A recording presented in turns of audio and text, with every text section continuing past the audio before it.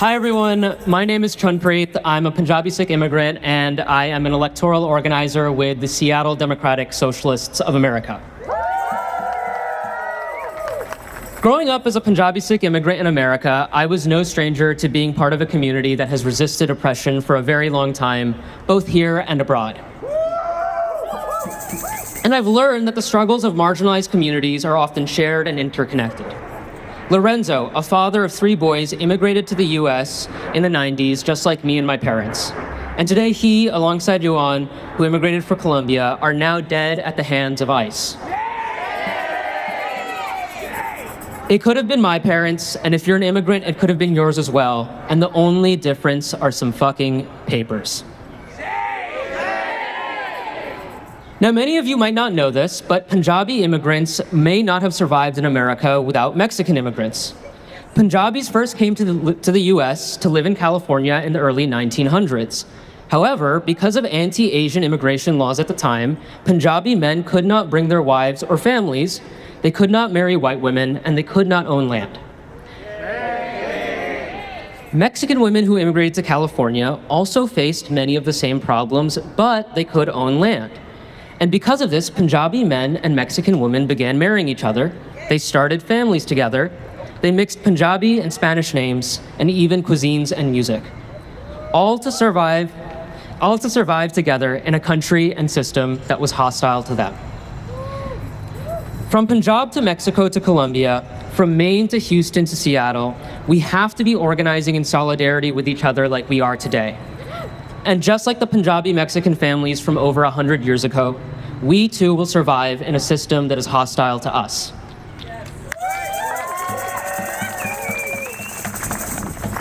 I'm a Sikh immigrant, but I'm also a socialist and a member of the DSA.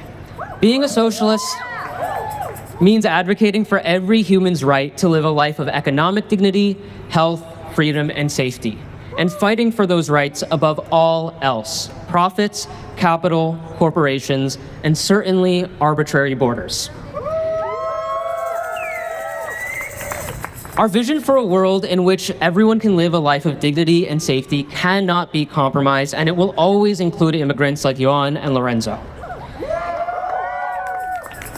Now, I was also asked to bring the perspective of a socialist electoral organizer, and electoral politics leaves a lot to be desired when it comes to standing for our principles.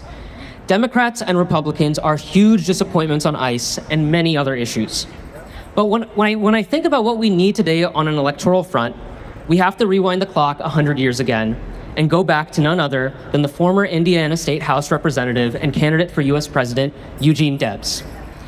Debs was a principled socialist elected, imprisoned for standing for his anti-war principles. Famously, Debs said, "While there is a soul in prison, I am not free." Still today, the capitalist parties try to convince us that there are people who deserve to be imprisoned. They break apart our families and our culture so that we are easier to exploit and to kill. But for any of us to be free, we must abolish the system entirely. It has to be abolished to stop the senseless killings of immigrants like Yuan and Lorenzo, and to free all of those who are held captive by this horrific system.